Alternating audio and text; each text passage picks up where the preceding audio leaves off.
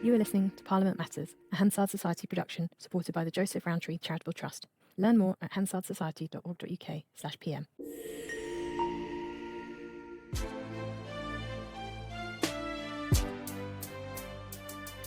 Welcome to Parliament Matters, the podcast about the institution at the heart of our democracy, Parliament itself. I'm Ruth Fox. And I'm Mark Darcy, and welcome to the latest in our series of special podcasts tracing the progress of the Terminally Ill Adults End-of-Life Bill, the bill that will legalise assisted dying.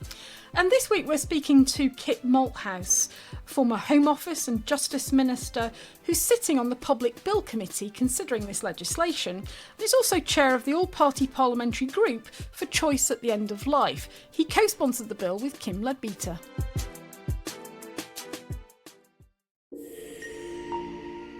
Kit Malthouse, first of all, give us a flavour of what it's like on the committee. You've been meeting for several weeks now. There's lots of amendments, lots of quite passionate speeches, lots of routine grind. How's it appeared to you, sitting there as a big supporter of the bill? Well, it's been pretty intense, if the truth be told. As you say, we've been at it for quite a bit now, and we're sort of getting still in the early clauses of the bill. And it's been intense on a number of levels. I mean, obviously, we're talking about an extremely serious subject, a matter of life and death and humanity and compassion and principle. But also it's intense because it's very legalistic. For those of us who aren't lawyers, line-by-line scrutiny of any bill is quite testing from an intellectual point of view, and understanding what can be quite complex interactions between this bill, other bills, and between clauses in this bill itself is quite intense and requires a lot of concentration. And of course, you will know that the way Parliament presents these things also takes quite a bit of staying on top of. So while we might debate certain amendments, we don't actually get to voting on those amendments until later in the bill. And so working out what you are going to be voting on in the future is also part of the challenge. But to be honest with you, it's felt to me actually, for all the very obvious differences on the committee, in many ways quite constructive. I think everybody's motivation is the same, which is to make the bill as safe as possible. Although even then, I think there are some people who, even if we did accept all their amendments, probably still wouldn't vote for the bill. But at the same time, I think everybody is being very respectful. One of the issues that came up, and it's gone big on social media, is the idea that there should be built into the bill a requirement that someone seeking assisted dying should have a consultation with a palliative medicine provider to see whether they could in effect be made comfortable and not feel that they had to end their life. I think that's the logic behind it. And the Minister, Stephen Kinnock, and a number of other people on the committee rejected that proposition. This has led to quite an eruption on social media. The supporters of this bill don't want palliative medicine involved. Yeah, no, that's not correct. And that's the kind of wrong assumption. I think quite a lot of the amendments that have been rejected thus far are seeking to duplicate elements of the bill that are already existing. And very often, I think the debate has been that they misunderstand what is likely to happen. So, for example, in that case that you raise, the point was made that palliative care is offered across the NHS and is often offered in primary care situations, not necessarily through specialisms. And that in the structure that's envisaged, particularly with the insertion of this panel where Kim Leadbeater has put in these amendments to Clause 12, that palliative expertise is going to be part of the process in any event. But also that key to understanding a patient's desire is the evolving discussion between what's called in the bill the coordinating doctor and the patient, because obviously what we're trying to get to is a settled and critically informed decision to seek an assisted death. One of the things that, funnily enough, that I said yesterday in committee is that we often find ourselves, I think, in a position where we're debating this situation as if it suddenly arises. And sadly, for some people, that does. So, for example, for people with pancreatic cancer, very often it comes very late in the progression of their disease, their diagnosis, because there are no obvious symptoms. But for the vast majority of people, the point at which they'll be having this conversation will come after many months, if not years of treatment. And so that evolving conversation and the shift to palliation is often conducted by the primary doctor, whether that's an oncologist or a GP or whatever it might be. And so nobody is saying that palliative expertise shouldn't be part of the picture, but that, in fact, palliation or palliative expertise is inserted at a number of levels already. And so, therefore, adding a third doctor into a system, which, if Kim's amendments go through to Clause 12, will already have three doctors, one on the panel, the first two doctors. So adding then essentially a fourth, along with also on the panel a palliative care social worker will be sitting there, seemed to us a duplication that was unnecessary. You touched on Clause 12. Now, this is, for many people, one of the most critical parts of the bill, which deals with the process by which someone is judged to be competent to seek an assisted death. And that's going to involve, and as the bill currently is drafted, a High Court judge presiding, or a former High Court judge presiding over proceedings. And there are now amendments from Kim Leadbeater, and indeed, I suppose, directly from the government, to turn this into an expert panel. Now, that's some weeks away before you get to that point. But has that change, which is quite a significant change in the contents of the bill as compared to what was debated at second reading, has that change weakened support for the bill? Honestly, Mark, I don't think it has. I mean, just to be clear, I was very happy with the High Court judge structure and spoke in favour of that at second reading. And, one of the criticisms that was levelled at that particular measure, that it was going to overload the judiciary. And I made the point at second reading that I didn't think that should be a constraint. We do lots of things in the House of Commons that we send to the judges. Nobody is suggesting that we shouldn't have, for example, an offence of spiking that's coming onto the statute book soon because the judges won't be able to cope. So there's two separate questions. Whether we've got judicial capacity and whether we should have a judge, in my view, are two separate questions. However, we did hear in evidence to the committee, oral and written, that there might be a better way where we could address that concern, which was expressed by lots of people, but also where we could insert more expertise than a sitting judge might have at their disposal at this critical third layer. And the evidence came through quite strongly that a panel, not dissimilar to the Spanish model, with a psychiatric expert. Obviously, there was a strong sense that people should have some kind of psychiatric oversight. A legal figure who could be a judge, retired judge, whatever, sitting on the panel, and also a palliative care social worker with expertise in palliative care would be a good system to provide the kind of expert oversight that's required. But all of that under the supervision of a High Court judge sitting in this commission, which will appoint, set the codes of practice, evidential, and effectively be a route of appeal.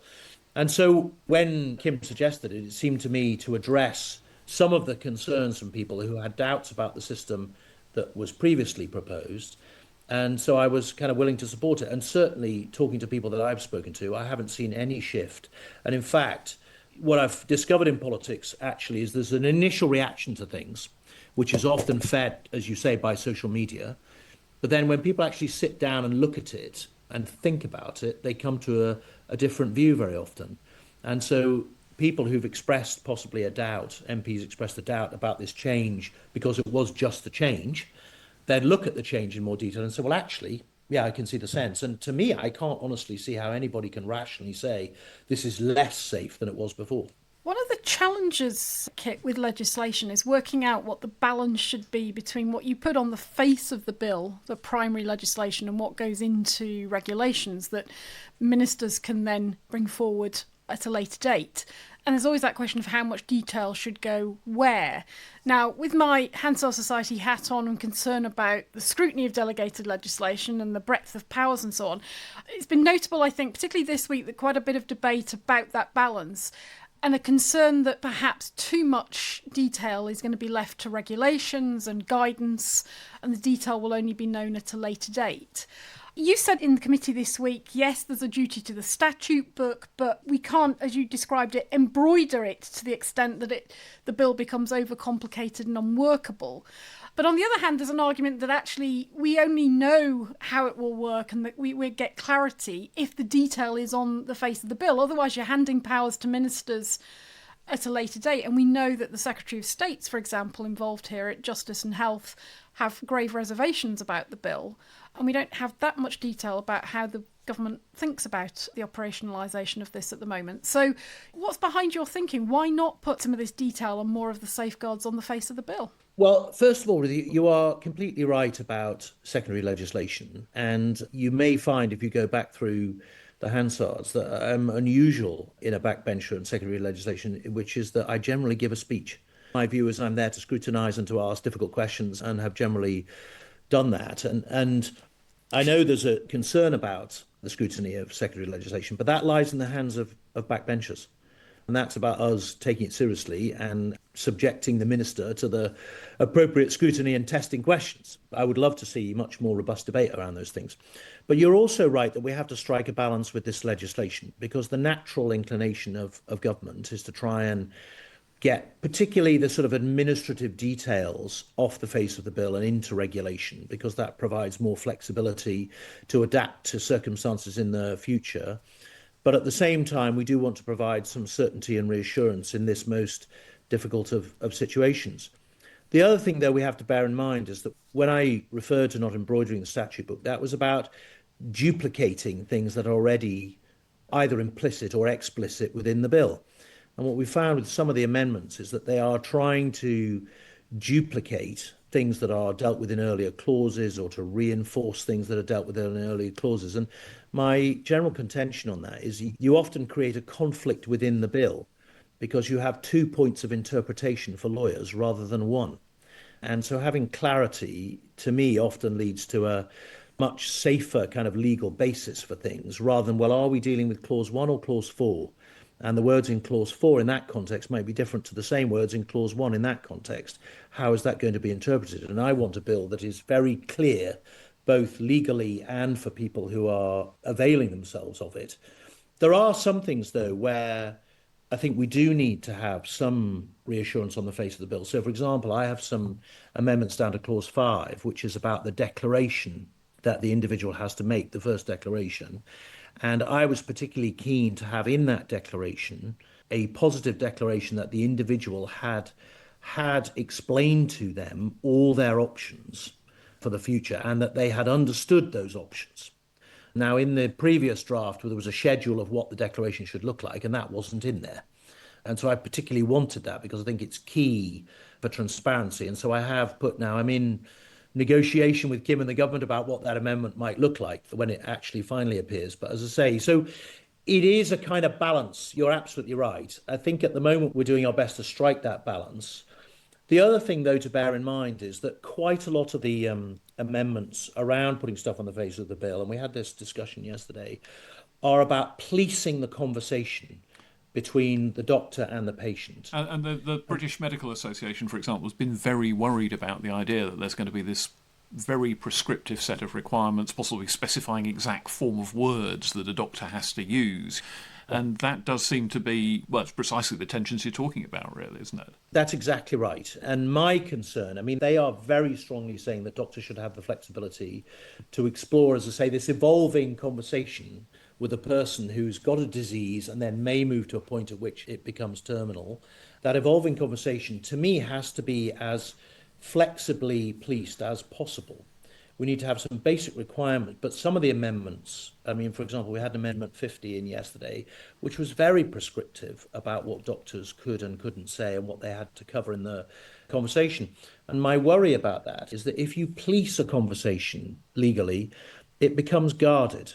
And for people who are very motivated and dedicated to have an assisted death, and we know from lots of campaigners that they are, even to the extent, obviously, that people travel to Switzerland, people will become aware of what they should and shouldn't say. And given that we're trying to tease out their motivation and this notion of a settled will without coercion, and that they've properly considered all their options, to make the conversation or to give the possibility that it might be guarded seems to me to be less safe. There comes a point at which you have to set the broad parameters, let the doctor have the conversation, respect the autonomy of an individual who has capacity, and not force them down a particular road of conversation that might be skewed. You mentioned earlier that you are in discussions with Kim Leadbeater as the sponsor of the bill, but also with the government about this amendment that you want to bring forward. And the role of the government in this bill is unusual because officially they're neutral, but obviously they've got the duty to the statute book to make improvements to it. But we saw this week the two ministers on the committee, they're there as ministers to explain changes to the statute book, technical improvements that they think are necessary, but they're also there to vote as MPs. And we saw that Stephen Kinnock was indicating that the government's position on one amendment was they didn't want it to go forward to be approved, but he could understand the rationale for it and was minded to vote for it.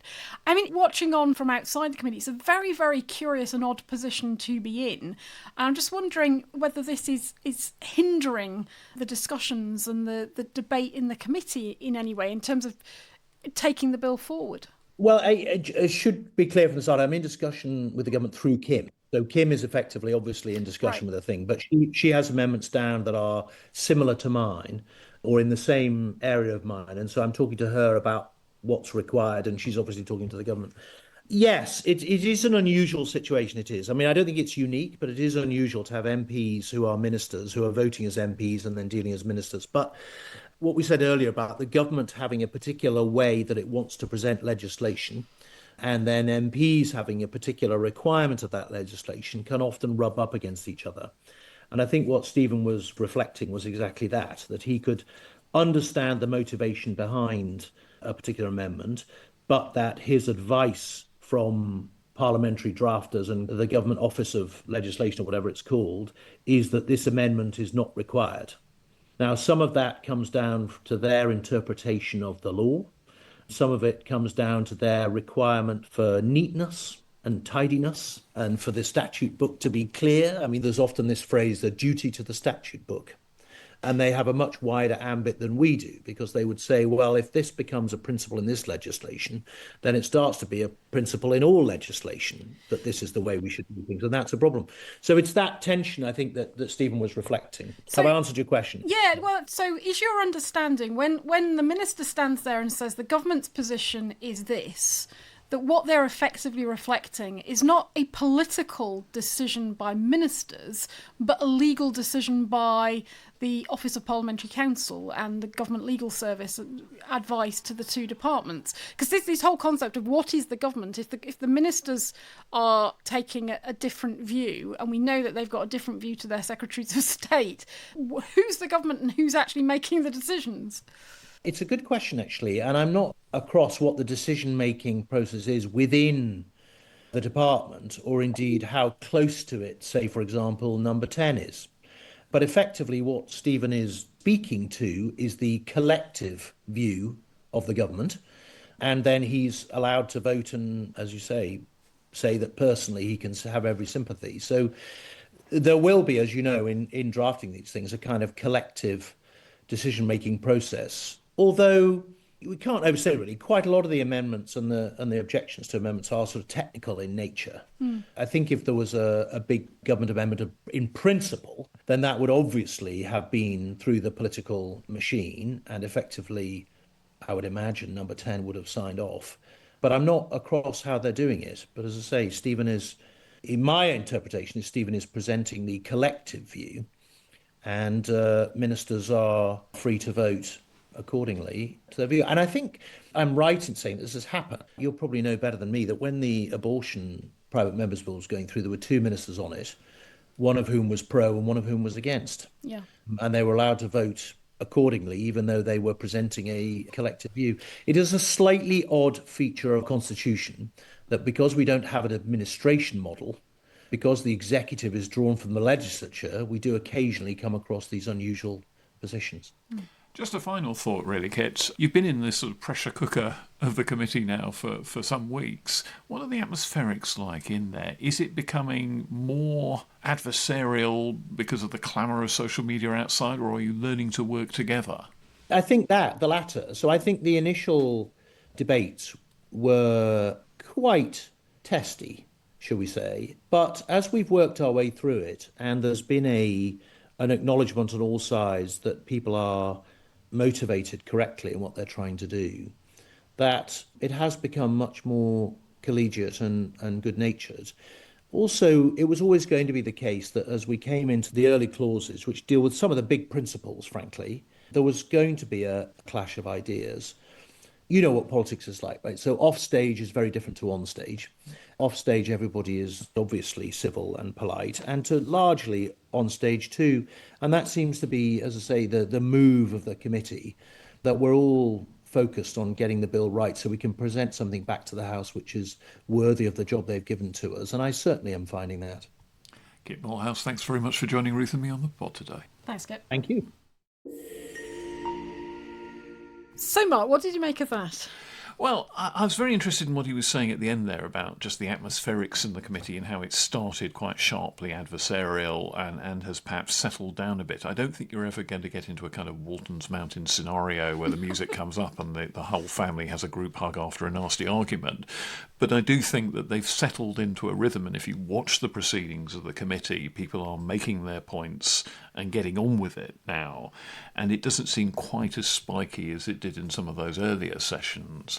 I don't know quite if it's ever going to be totally collegiate because the issues in this are just too powerful, but it's interesting to see it settling down a little. Yeah.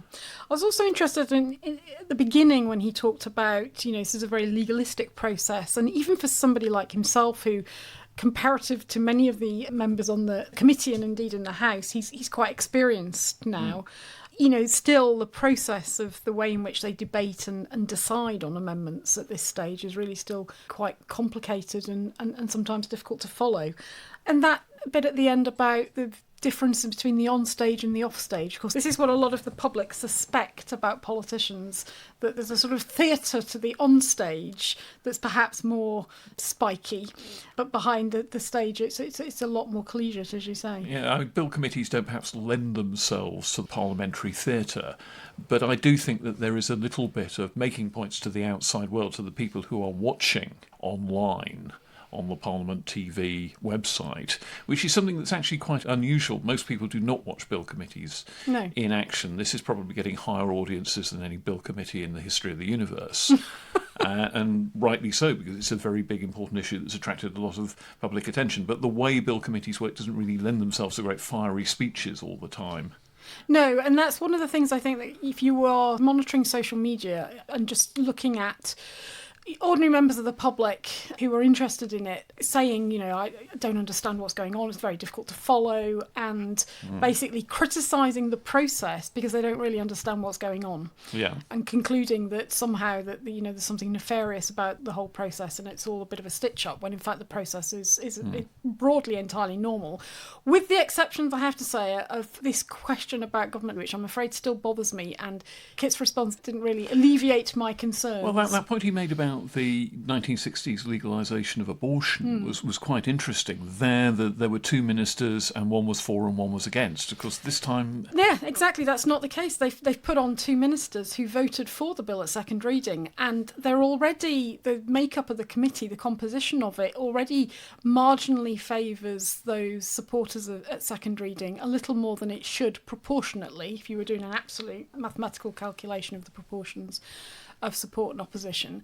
And then they've effectively exacerbated that by them adding to it two ministers who both supported the bill at second reading. And I just think, who is the government here? We keep hearing this, the collective government view, but if the minister stands in committee and says, well, I take a different view on this personally as an MP, and I might be minded to vote against what the government's recommending, we know that the Secretaries of State are opposed to the bill at second reading. Who's making the decisions and how? And this may be an entirely proper process, but I think they just need to be more transparent about explaining it. Well, a lot of the question, as Kit Malthouse was saying in that interview, a lot of the time the issues are technical rather than issues of principle. So you just don't want something there that causes a bit of ambiguity to creep into the bill, and there are two alternative sets of wordings that could be tested in the court, and which one should the courts take most seriously. Those kind of issues are the sort of thing that crops up with almost any piece of legislation, and you can see why sometimes governments take what seems to be an unreasonably stubborn position against. But sometimes you can take, for example, if it was a safeguard that was being proposed and the legal advisors are saying, well, this is going to create a complication in relation to another clause and issues of interpretation, well, then that's their job to try and redraft it to achieve the same objective whilst removing that potential for conflict.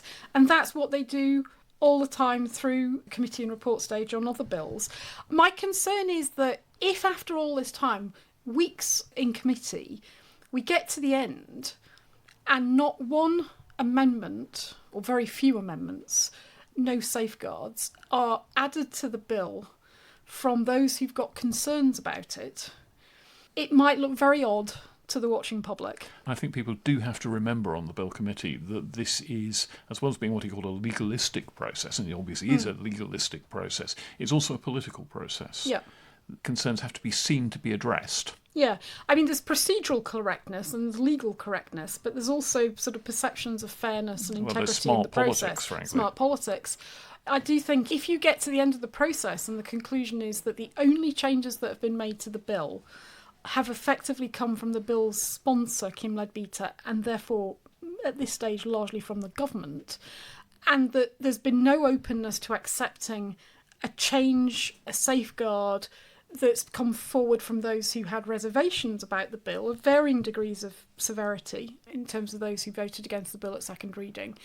I just think that the idea that they've got no useful proposals, no useful amendments, I just think is not going to fly in the court of public opinion. And the proposers and supporters of the bill, I think, also need to beware of getting into a situation where that can be said when they get back to the floor of the House for the report stage.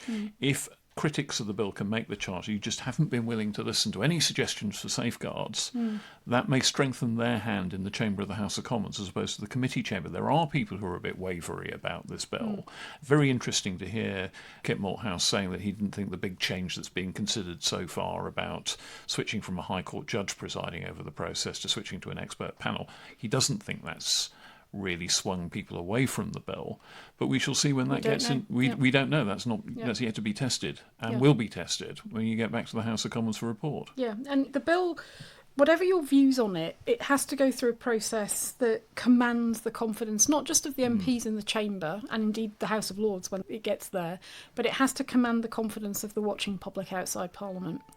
And that means sometimes going the extra mile, and it might mean sometimes a little bit of embroidery. And with that, Ruth, that I think is probably a good place to end this latest specialised pod on the progress of the terminally ill adults end of life bill, the assisted dying bill.